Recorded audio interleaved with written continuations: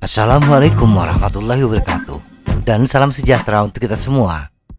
Bersepeda memang tidak harus seperti atlet 30 jam per minggu di minggu-minggu sibuk, atau setengahnya ketika memasuki minggu-minggu tenang.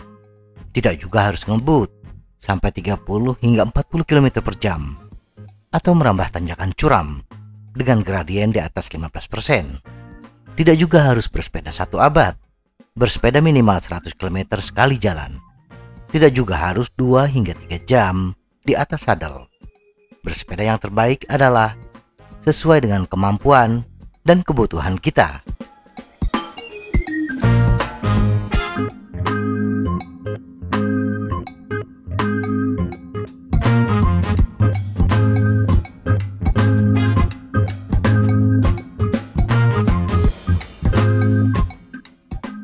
Bersepeda 30 menit dengan kayuhan santai di akhir pekan dan menghabiskan waktu berjam-jam di tempat makan bukan hal yang terlarang.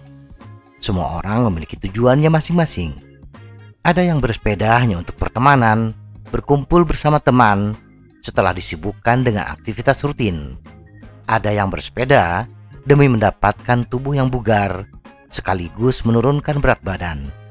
Dan juga tidak menjadi hal yang tabu bersepeda berjam-jam, beratus-ratus kilometer, sebagaimana sering dilakukan oleh pesepeda antusias. Dan memang tugasnya untuk berlatih bersepeda 5 hari dalam seminggu bagi pesepeda kompetitif. Tetapi ada hal yang sama dari semua jenis pesepeda ini. Mereka ingin aktivitas bersepeda adalah aktivitas yang menyenangkan, tidak membuat badan pegal-pegal setelah bersepeda, yang sering mengganggu aktivitas rutin keesokan harinya, atau mengalami cedera yang sering dialami oleh pesepeda antusias dan kompetitif. Bagi pesepeda yang bertujuan untuk bersosialisasi atau bagi mereka yang bersepeda untuk kebugaran, penting untuk memperhatikan bagaimana caranya mengayuh sepeda. Bila kita perhatikan, pesepeda rekreasi sering mengayuh sepedanya dengan kecepatan yang lambat, 15 hingga 20 km per jam. Tidak masalah kecepatan sepeda lambat, tetapi yang sering terjadi adalah putaran pedal pun juga lambat. Disinilah titik masalah. Kenapa pesepeda sering merasakan pegal setelah bersepeda? Bersepeda dengan kayuhan yang lambat, apalagi bila kecepatan sepedanya sedikit cepat, yang diandalkan adalah gear ratio yang besar.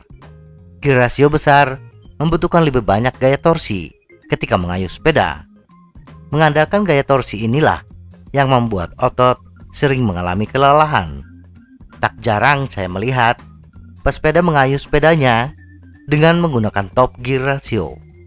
Bila pesepeda menggunakan chainring 36T dan pilihan sprocket belakang 11T dan kecepatan sepeda 15 hingga 20 km per jam, maka cadence yang dibutuhkannya berkisar antara 36 hingga 47 rpm.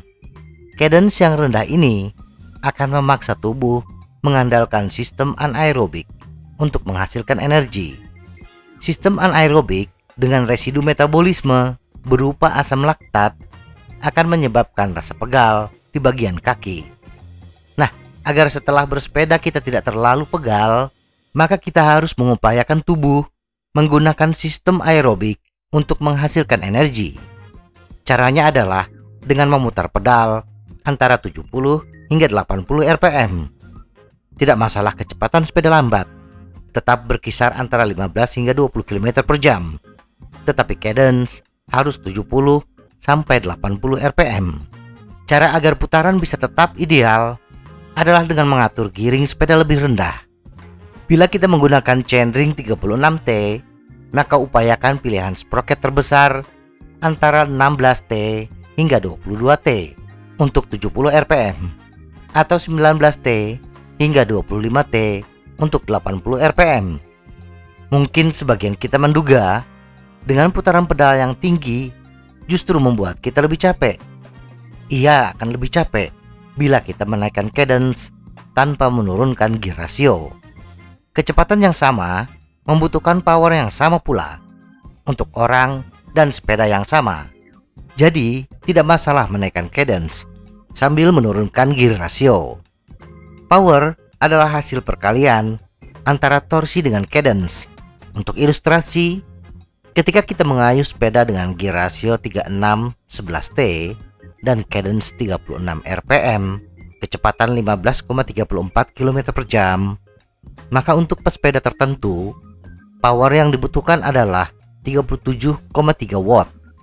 Dan ketika menggunakan gear rasio 36-22T dengan cadence 72 rpm, kecepatan 15,34 km per jam, power yang dibutuhkan tetap sama, yaitu 37,3 watt. Jadi, biasakan menggunakan gear rasio yang kecil, setidaknya memilih sprocket tengah, tetapi cadence berkisar antara 70 hingga 80 rpm. Semoga informasi ini bermanfaat. Tetap sehat, salam goes.